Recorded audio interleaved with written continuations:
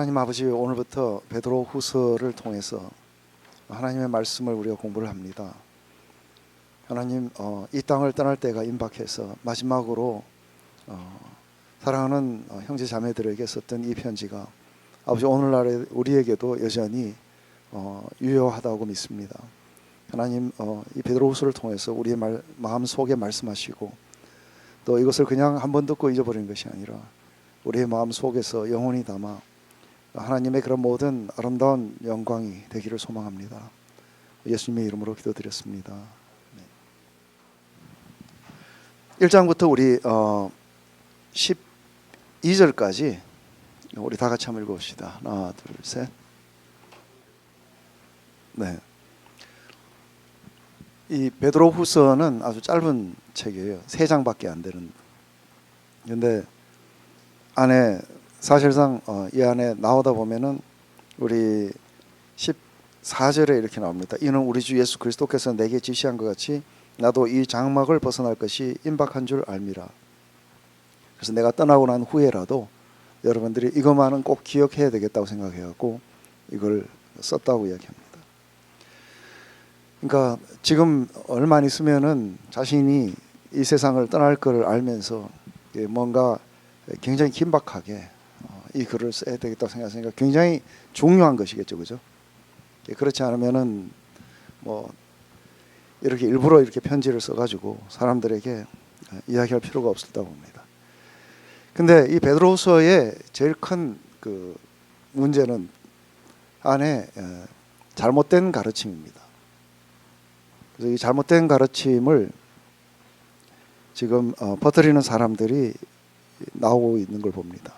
이게 정확하게 누군지 모르지만 이 사람들은 실제적으로 부활이 없다고 가르치기도 하고 또 안에서 우리의 삶과 이런 것들은 상당히 분리가 될 수도 있다고 이렇게 가르치고 하는데 이때 당시에 사실은 꼭 여기에서는 이게 누군지를 잘 모르지만 크리스찬 역사 속에서 보면은 영지주의자들이었지 않는가 하는 생각이 듭니다. 그래서 이들은 하나의 그런 지식적인 것을 추구하면서 그 안에 예수 그리스도를 부인하는 그러한 것들을 이렇게 일삼게 됐죠. 근데 여기서 나오는 그 이단의 가르침이 상당 부분이 오늘날 안타깝게도 교회가 가르치는 그런 것들과 상당히 일맥상통한 것들을 많이 가지고 있습니다. 왜냐하면 안에서 인간의 그런 욕망을 이렇게 부추기는 그런 설교들을 하게 되면은 상당히 인기를 많이 얻습니다. 근데 성경은 우리가 잘 이해하지 못하고 받아들이기 어려운 것들로 이 안에 가득 차 있습니다. 그렇기 때문에 안에서 고통 가운데 있는 사람들에게 실제적으로 우리가 이런 지식의 경건에 뭐 이런 것들을 더해가라고 이렇게 이야기하는 게 과연 위로가 될까 하는 거죠. 고통 있는 사람들에게 제일 중요한 거는 우리 하나님을 믿고 기도하시면은 하나님이 여러분 모든 고통에서 여러분들을 자유케 해줄 것입니다 하고 이렇게 설교를 해야 안에서 위로가 되죠, 그죠? 그리고 아멘 하고 받아지는데, 근데 베드로는 이렇게 거꾸로 이야기해요, 그죠? 우리가 베드로 전서에서도 봤지만 안에서 그렇게 악한 그런 권위에도 순종하라 하고 그런 식으로 이야기합니다. 그건 이 베드로가 우리가 왜 하나님이 우리를 부르셨고 우리를 택하셨는지에 대한 그 목적에 충실하라고 이야기하는 겁니다. 그렇기 때문에 안에서 여기에 보면은 10절에 그런 말이 나왔습니다. 그러므로 형제들아 더욱 힘써 너희 부르심과 택하심을 굳게 하라. 이것을 행한 적 언제든지 실족하지 아니하리라 하고 이야기합니다. 안에 우리가 하나님의 택하심을 받고 또 하나님의 부르심을 받아서 우리가 오늘 여기 이렇게 교회에 모였다는 이 사실을 갖다가 강조하기보다는 안에서 뭔가 새로운 어떤 메시지들이 개발되어 나옵니다. 그래서 뭔가 가장 새로운 이론들 이러한 것들을 이렇게 전파하고 또 그것이 사람들의 그런 죄된 욕망과 이렇게 맞아떨어질 때는 그것이 굉장히 폭발적인 인기를 끌기도 하고 그렇습니다. 근데 사도 요한도 그랬고 베드로도 그렇고 하는 이야기가 너희가 진리를 몰라서 이 말을 한 게 아니고 너희가 이미 진리 위에 섰기 때문에 이 말을 한다고 얘기합니다. 여기에서도 이미 너희들이 다 아는 사실이지만 내가 한 번 더 너희들에게 상기시켜 줄 필요가 있어서 이 말을 전한다고 합니다. 왜냐하면 실제적으로는 많은 사람들이 복음을 알고 또 복음의 메시지가 뭔지를 이렇게 알고 있지만 교회를 나가서 바깥에 나가면은 다 잊어버리는 거예요.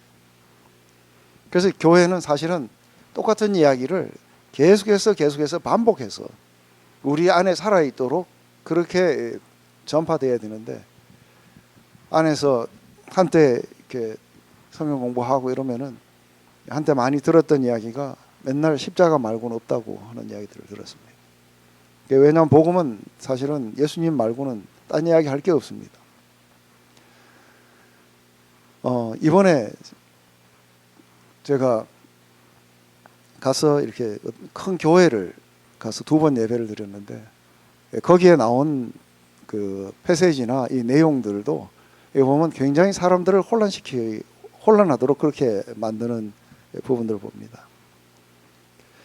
그래서 안에 보면은 우리 마태복음 25장에 나오는 안에 열처녀의 비유라든지 또 아니면은 달란트의 비유라든지 이런 것을 통해서 우리가 열심히 하지 않으면은 너희들은 안에 천국에 못 들어갈 거다. 그리고 안에서 너희들이 받은 기프트를 활용 안 하고 가만 놔두면은 나중에 너희들은 그 있는 것도 마저 빼앗기면서 너희는 쫓겨나고 저쪽에서 슬피서 어둠 속에서 울게 될 거다 하는 이러한 내용으로 이게 전파가 됩니다. 잘 들으면 복음 같은데, 그죠? 잘 들으면 우리가 뭐 하나님 나라를 위해서 열심히 하고 그리고 예수님 오실 때를 위해서 우리가 바싹 정신 차리고 있어야 된다는 거, 이건 맞는 이야기예요. 근데 잘 들어보면 그런 것 같은데 안에서 그렇게 그 전파하는 목사님 보고 우리가 어떻게 구원을 받습니까? 하고 물어보면 뭐라고 대답할까요? 믿음을 통해 하나님의 은혜로 구원을 받습니다 하고 그렇게 이야기할 거예요. 근데 이 패세지에 가면은 은혜로 구원을 받는 게 아니라 우리가 어떻게 하느냐에 따라서 구원을 받는다 하고 이게 이중적인 메시지들이 나가게 됩니다. 그러면서 그 안에 온갖 인간적인 개발 같은 것들을 소개합니다. 그래서 어떻게 하면 우리의 은사를 개발하느냐 뭐 하느냐 하고 이제 이런 이야기들로 끝날 때까지 보니까 한 번도 복음이 안 나옵니다. 사람들은 그게 복음인 줄 알고 받아들이게 될 거라고 보는 거죠. 그 결과 그 사람들은 오늘 굉장히 그 인간 개발하는 방법들을 들었다 하고 교회에서 이렇게 나오면 안 되죠, 그죠? 그건 교회가 아니고 어떤 세상의 어떤 기관에서 그랬다면 이해가 되지만, 교회는 그것을 끝나고 나올 때에 오늘 우리가 하나님에 대해서 또 예수님에 대해서 우리가 또 그분의 우리를 사랑하심에 대해서 또 그분이 우리를 이렇게 지으시고 구속하신 그 목적에 대해서 그것에 대해서 우리가 듣고 그리고 그것을 마음에 새기고 나아가서 이제 우리의 삶 속에는 어떻게 이러한 것들을 반영하면서 살까 하는 이게 교회라고 봅니다. 제가 수도 없이 이야기를 했던 이야기지만 하나님이 우리를 창조하신 그 목적이 이 지금 베드로는 여기에 하나님이 우리를 지으시고 우리를 부르시고 택하신 그 목적을 가지고 지금 이야기하고 있습니다. 왜 하나님이 우리를 택하셨고 왜 하나님이 우리를 그분의 자녀로 부르셨는지를 아느냐는 거죠. 우리가 베드로전서 2장 9절에 가면은 그 이야기를 나왔습니다.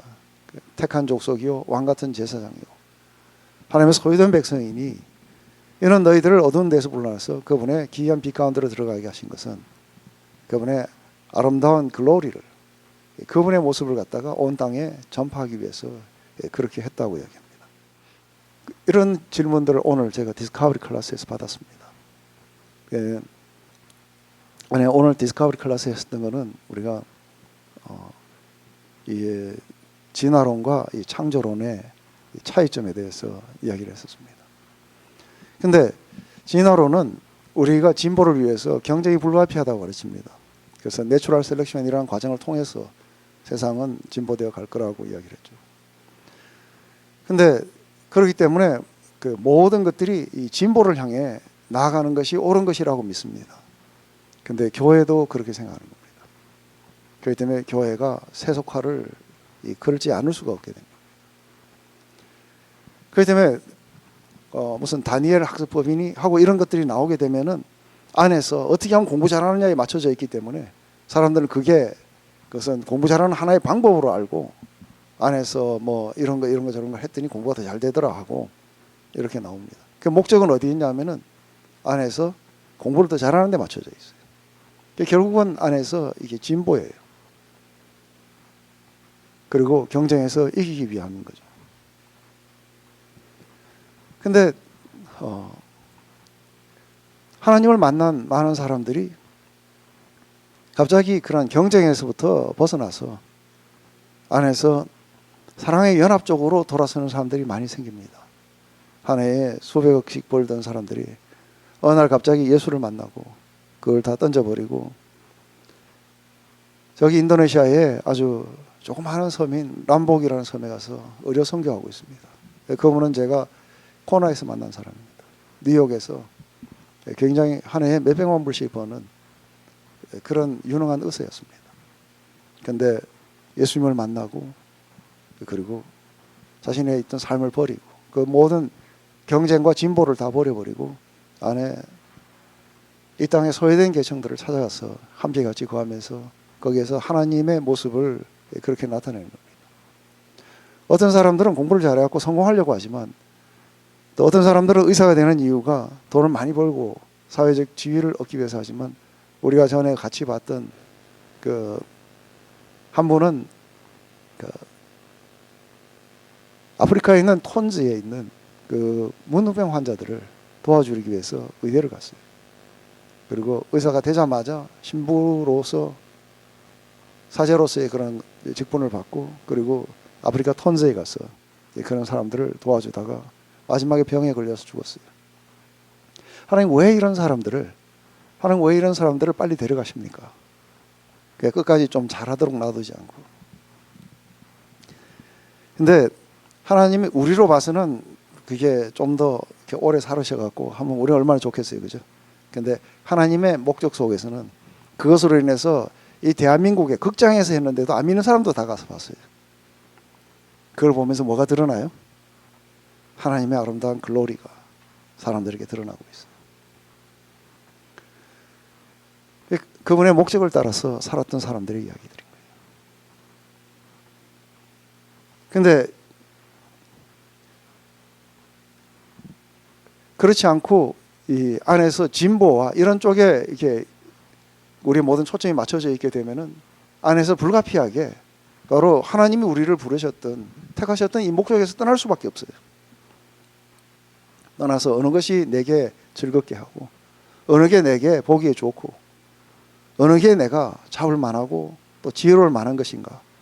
그래서 그걸 쫓게 돼 있다는 거죠. 그게 결국 뭐예요? 그게 바로 선악과였어요.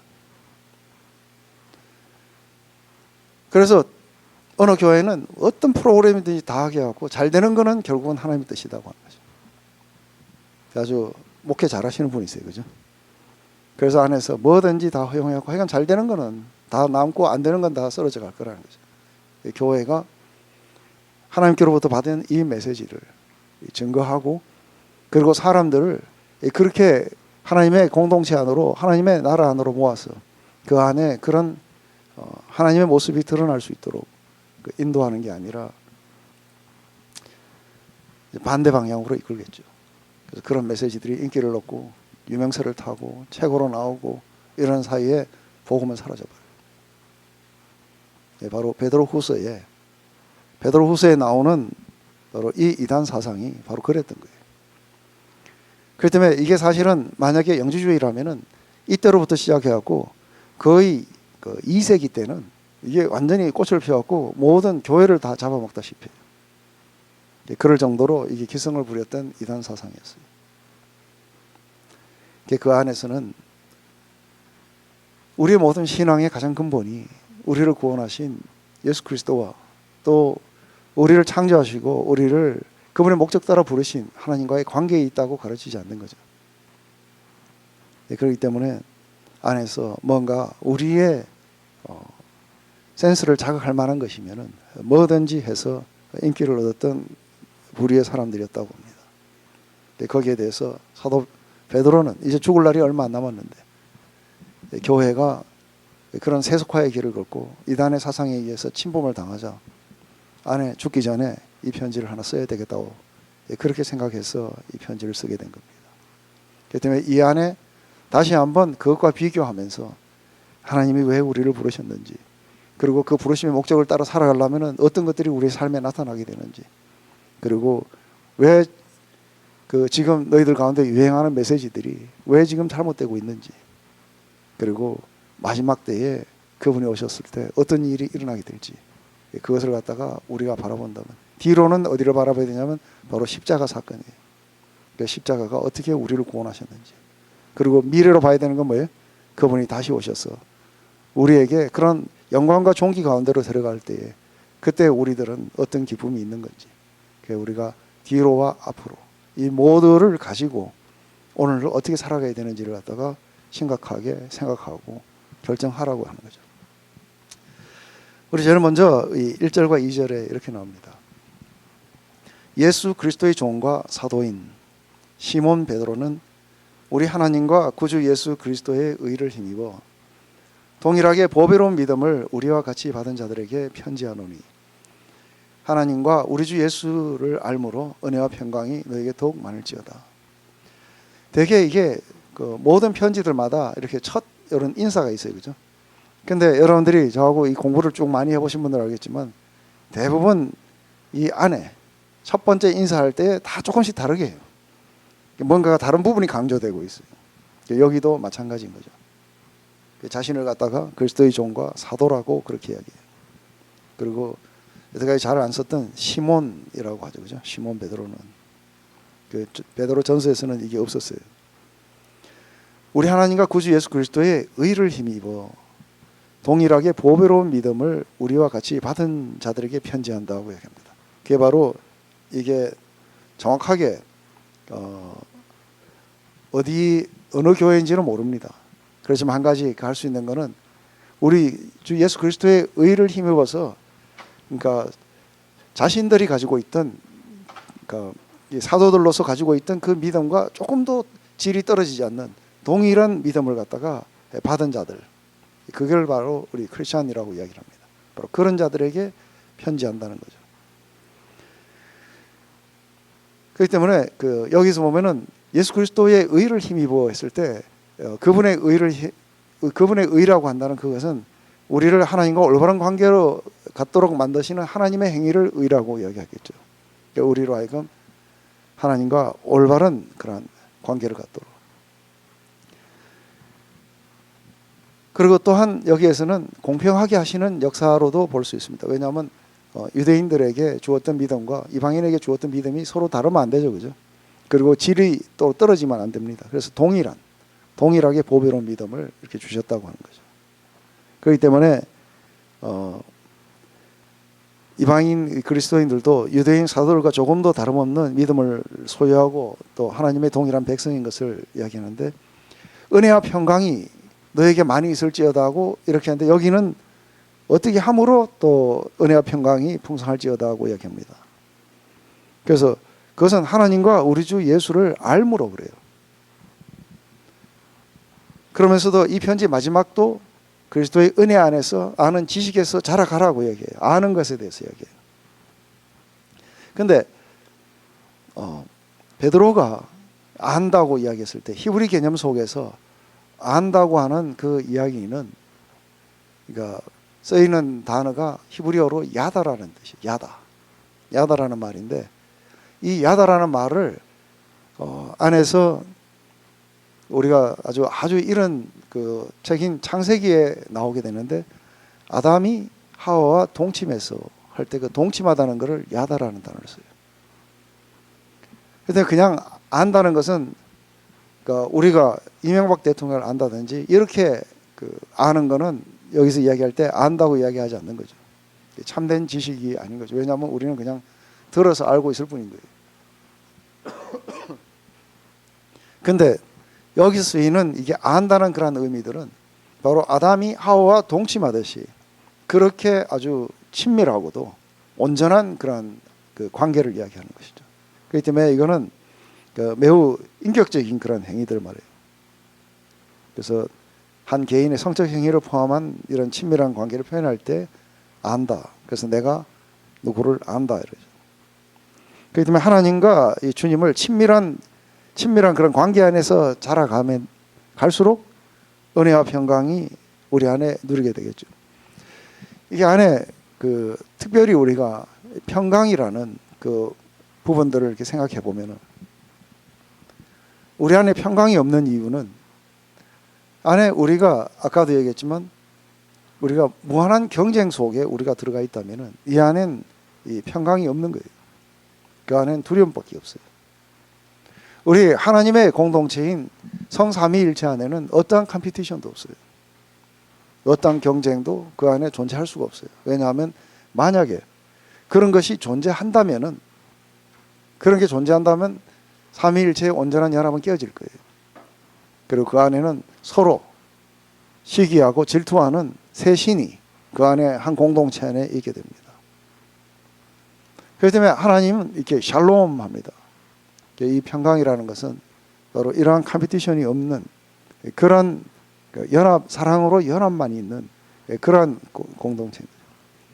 근데 인간이 처음으로 그 선악과를 따먹고 하나님으로부터 독립해 나갔을 때 그때 안에서 제일 먼저 느껴가는 게 두려움들이에요. 그리고 안에 죄책감과 수치심과 이러한 것들이 지배하고 있거죠. 경쟁 속에 들어가면은 안에서 내가 질 걸 두려워하고 또 그것을 이긴 사람은 유지할 걸 두려워해요. 유지할 수 없을까 해서 두려워하게 돼요. 근데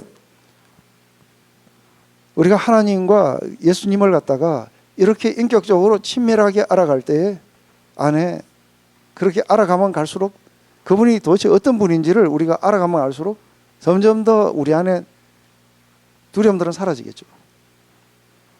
왜냐하면 그분은 온 세상을 만드신 분이에요. 그분이 지금이라도 당장에 죽은 자를 살리실 수도 있고 그분은 Almighty Power예요. 근데 그분은 전적인 사랑이세요.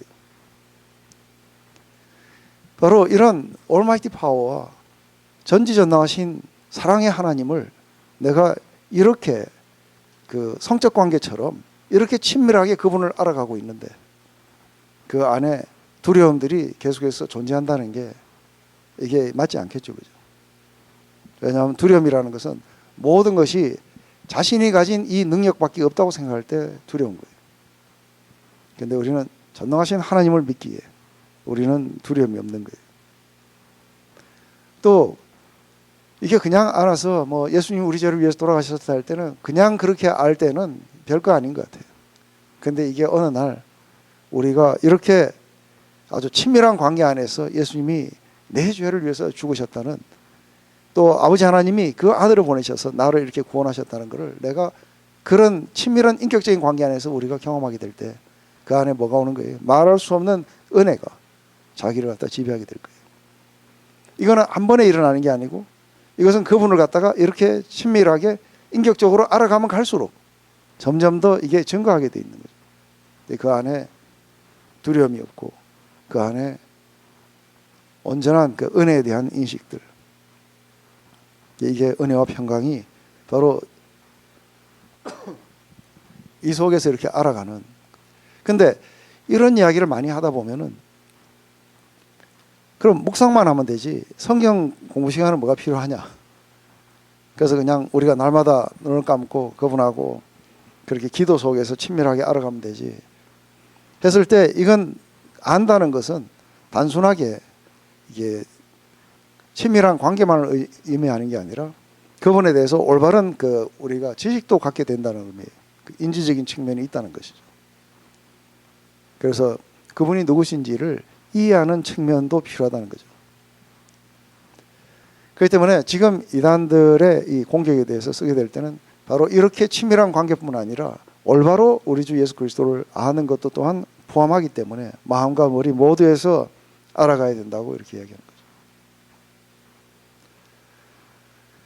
거죠. 그러면서 이제 쭉 이야기합니다. 그의 신기한 능력으로 생명과 경건에 속한 모든 것을 우리에게 주셨으니 이는 자기의 영광과 덕으로서 우리를 부르신 자를 알므로 말미암니라.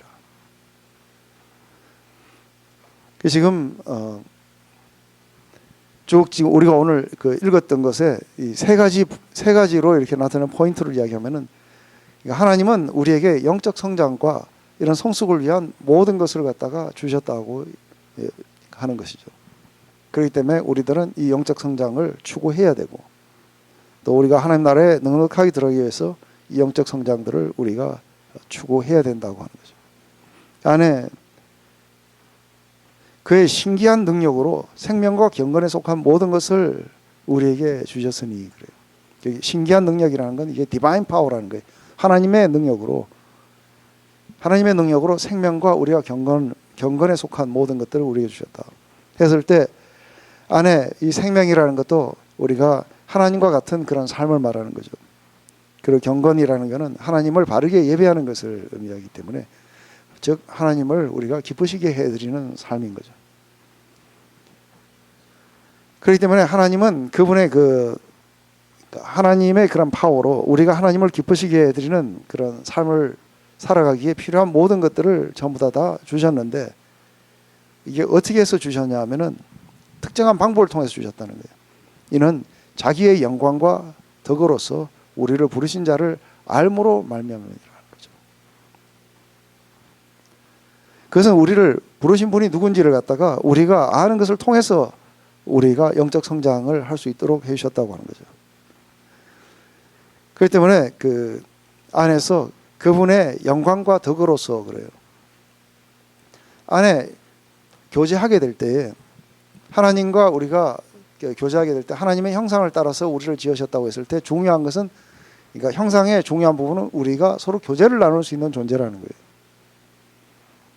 그렇기 때문에 안에서 실제로 이 아주 그 디바인 파워가 우리에게 우리가 하나님을 기쁘시게 해드리는 그런 삶 그리고 생명에 속한 삶을 살 수 있는 그런 모든 것들을 바로 하나님과 교제를 나누게 함으로써 그래서 친밀하고도 그리고 올바른 지식을 가지고 하나님과 교제하게 됨으로써 점차적으로 우리에게 점점 더 자라가게 하는 그런 방법을 썼다는 것이죠.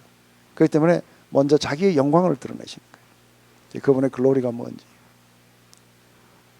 그렇기 때문에 우리가 그분이 아무런 죄가 없으신 분이 안에서 우리의 모든 죄를 지시고 십자가를 지시고 그렇게 가시고 그분이 맞으신 채찍으로 말미암아 그를 때린 자들이 나음을 입게 하셨다는 이게 바로 그분의 그 영광이에요.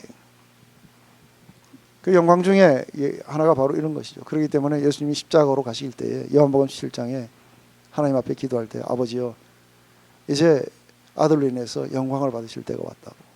바로 그 속에서 하나님의 세상의 어느 것도 비교할 수 없는 하나님의 그 사랑이 죄인을 향하신 하나님의 사랑이 예수 그리스도의 십자가를 통해서 우리에게 비춰지게 되는 거죠. 그분이 온 세상을 창조하셨을 때에 그때 그 위엄이 어땠는가? 다른 이러한 것들도 그분의 영광이에요. 그죠? 이러한 것들이 우리에게 나타나게 그것을 우리가 교제를 나누면서 그분의 아주 메이저스티한 부분들 그리고 그분의 한없는 자비와 은혜 이런 모든 것들을 우리의 교제 가운데서 나눠주심으로써 안에서 우리가 하나님을 기쁘시게 해드리는 그 삶으로 하나님은 우리를 인도하셨다고 하는 것이죠. 그렇기 때문에 영광과 덕으로 말미암아 우리를 부르신 자 바로 하나님 아버지를 그렇기 때문에 이 영광이 우리로 하나님을 올바르게 예배하게 만드는 거예요.